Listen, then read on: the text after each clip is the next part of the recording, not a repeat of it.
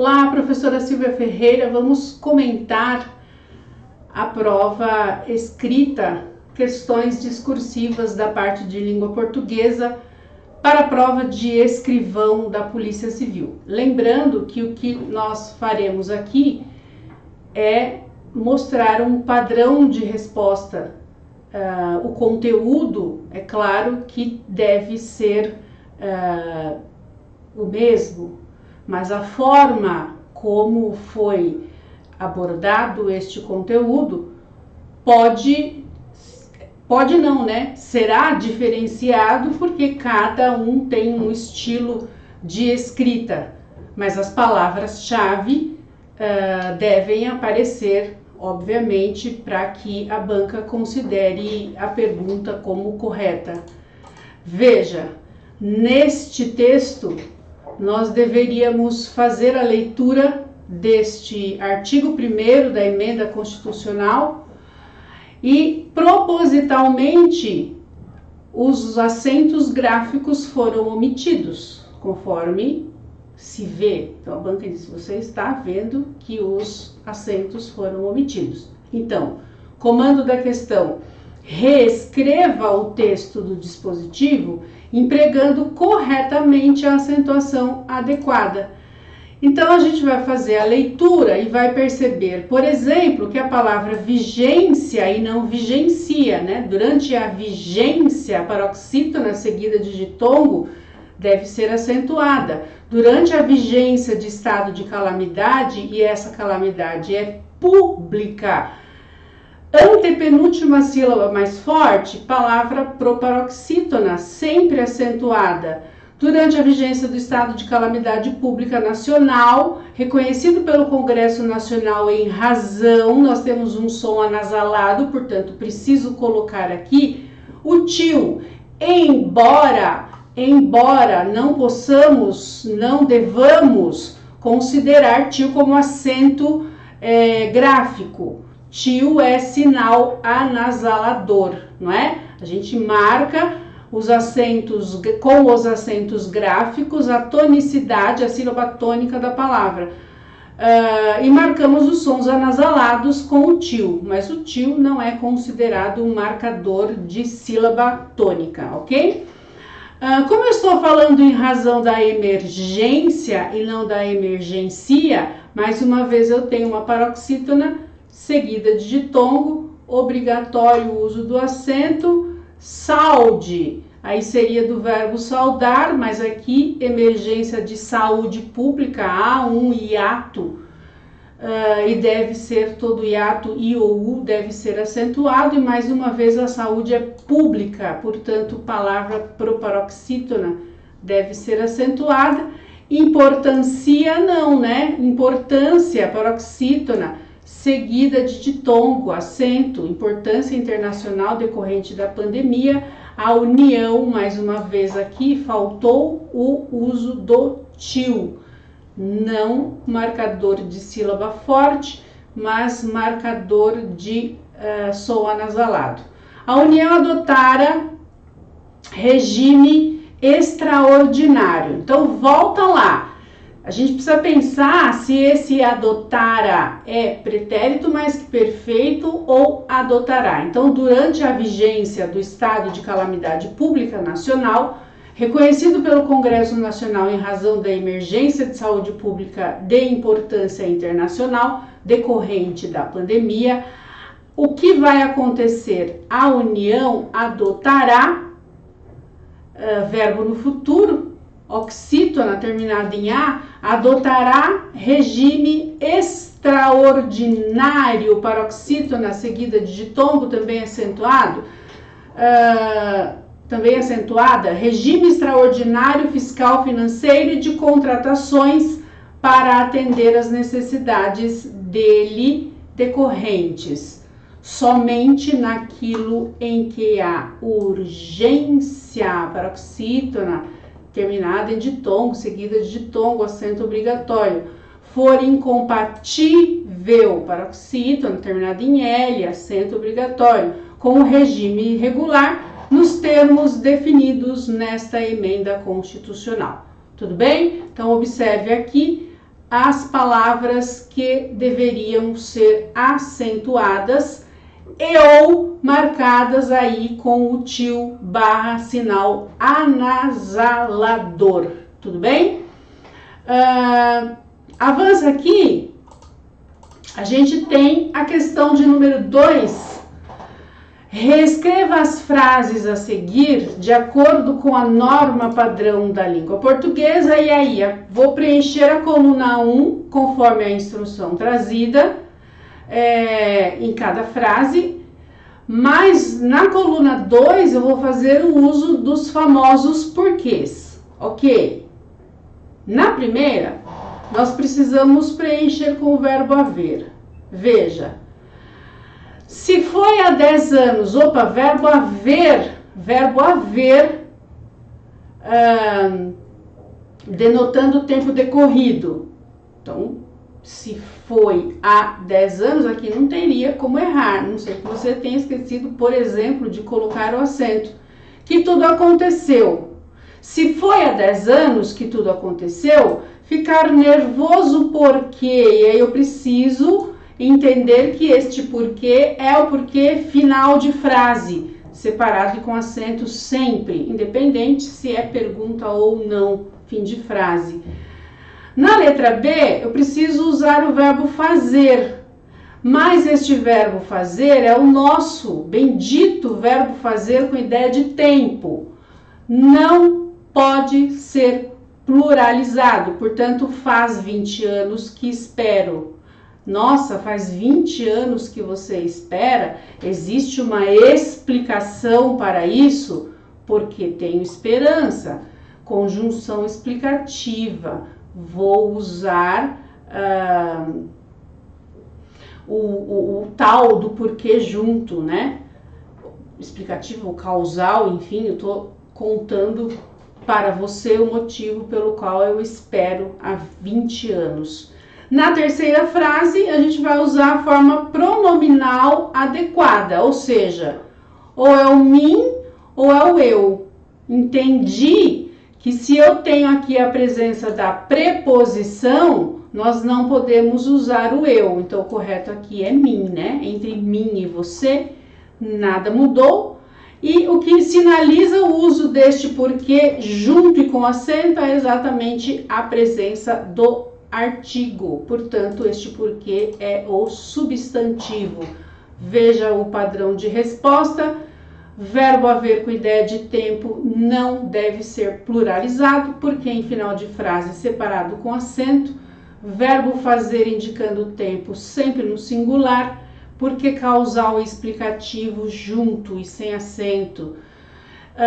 Quando nós temos a presença da preposição e não há verbo para que você pratique a ação, lembra daquele velho clichê, mim não pratica a ação? Então, mas o que não mudou foi o nada. Nada é o sujeito do verbo mudar. E quem está dizendo alguma coisa sou eu. Percebe aqui a presença dos dois sujeitos? Ó, sujeito do verbo mudar. Desculpa que eu peguei muita coisa. Aqui, ó, é o nada. Sujeito do verbo dizer sou eu, não tem mais verbo. Portanto, aí eu caio naquela frase que todos os professores usam. Mim não pratica ação. Legal, então entre mim e você nada mudou, porque tem o artigo. Este porque é um substantivo, portanto a escrita correta é junto e com acento. Espero ter contribuído. Aqui não tem nenhuma resposta que deveria ser estruturada com elementos coesivos, progressão textual. São respostas objetivas, aplicar a gramática dentro do contexto. Aguardo você numa próxima. Até lá. E aí, pessoal, tudo bem com vocês? Espero que sim, como sempre, né? Para quem não me conhece, meu nome é Leonardo, eu sou delegado de Polícia Federal e hoje vou responder com vocês uma questão da prova dissertativa de escrivão da Polícia Civil daqui de São Paulo, né? Aplicada semana passada, aqui 2022, sobre a Lei Maria da Penha. É uma lei bastante recorrente, tanto nas provas, né, objetivas quanto nas provas dissertativas, nos concursos policiais. Isso é muito recorrente mesmo, cai sempre, toda prova policial tem ali pelo menos uma questão de Maria da Penha. Então tenham esse conhecimento aí bastante avançado da Lei Maria da Penha, tanto no que diz respeito a essa parte penal, ou seja, na inserção que ela fez no Código Penal, da lesão corporal em âmbito doméstico, quanto das medidas protetivas. E ainda tomar cuidado com as atualizações que essa lei trouxe. 2018, 2021 aqui, trouxeram várias alternativas, várias possibilidades a mais aqui de tutela desses direitos tutelados ali pela Lei Maria da Penha. Então tome esse cuidado, tenha sempre muita atenção nessas atualizações legais, né? É uma questão, né, clássica da VUNESP. Prova de segunda fase da VUNESP traz muito conceito, quer saber se o aluno efetivamente entendeu o que está ali, né? Então como ele consegue, né, fazer uma interpretação do dispositivo legal. E essa questão aqui não foi diferente, né? De acordo com a Lei Maria da Penha, quais as formas de violência doméstica e familiar contra a mulher? Essa é a questão. Quais as formas de violência doméstica previstas na Lei Maria da Penha? E ponto final, você tem que falar o quê? Quais são as formas de violência doméstica da Lei Maria da Penha? Se você tiver, né, memorizado isso daqui, você vai ver que, né, no artigo 7º vai ter essa previsão. Uma lei, né, uma resposta perfeita aqui se daria, né, a Lei Maria da Penha, né, a Lei 11.340 de 2006, conhecida popularmente como Lei Maria da Penha, né, em seu artigo 7º, se você lembrar que o artigo 7º, pode colocar. Se você não lembra exatamente que é o artigo 7º, não precisa colocar, senão vai ter pontos retirados por não citar exatamente aquele dispositivo legal, né? Então, são formas de violência doméstica: a violência física, psicológica, sexual, patrimonial e moral. E ponto final. Você pode ainda agregar isso daí dizendo que é um rol, né, exemplificativo, né, não é um rol exaustivo. Por quê? Porque o dispositivo coloca ali aquela previsão dentre outras. Ele prevê e classifica essas 5 modalidades de violência, mas joga ali no finalzinho um entre outras. Sempre que tem um entre outras, a gente tem então um rol exemplificativo. Se houver aqui alguma, né, espécie de violência que não se encaixa em alguma delas, mas ela é considerada como violência, tem-se então, né, tem-se também uma violência contra a mulher, uma violência em âmbito doméstico, né? Então, se poderia ainda adicionar, né, na sua questão, mostrar pro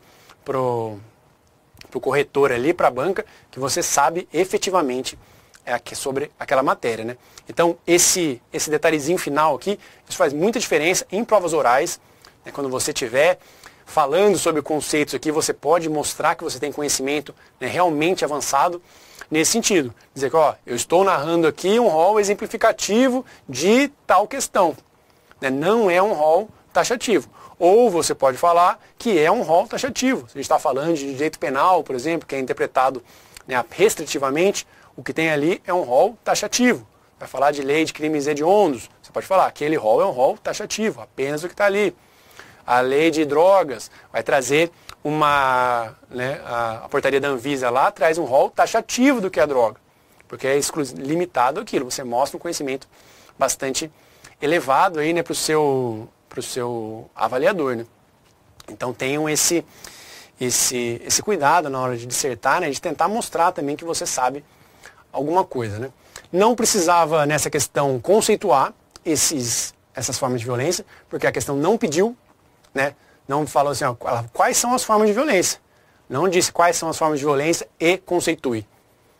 Então, atente-se a isso, né? É melhor você responder só o que está sendo perguntado ali, do que responder, né, começar a conceituar esse conceito aqui e colocar errado. Aí você vai perder pontos, né? Se não está sendo questionado, você não precisa disso. Mas aí eu trouxe aqui só para a gente fazer esse debate, né, você conseguir fazer uma espécie de revisão aqui, né? Então a gente tem a violência física, que é condutas que ofendem a integridade e saúde corporal. A violência psicológica, ou seja, violências que causam dano moral, né, dano emocional, da autoestima, né, comportamentos, crenças, visões, constrangimentos, manipulações e tal. essa espécie de chantagem, assim, não há uma lesão no corpo daquela pessoa, mas há uma lesão psicológica, né? O próprio nome já deixa isso claro. Se tiverem te pedido para questionar, para conceituar isso, não era preciso, né, narrar tudo isso daqui, né? É até impossível fazer toda essa memorização, mas é importante então que você sabia o núcleo, né, o cerne disso daqui. O cerne do que é violência psicológica, né, que é essa ideia de dano emocional. O dano à violência sexual, né, que é aquela violência, né, de relações sexuais não desejadas, e a relação, né, do comportamento sexual e também da questão de contracepção, ou seja, da questão de número de filhos, né, direitos sexuais, direitos reprodutivos. Isso era bastante importante. Se um dia te questionarem sobre isso, é importante falar que tem tanta liberdade sexual, ou seja, liberdade, né, relativa à sexualidade, ao ato sexual em si, mas também relativo a questões de reprodução.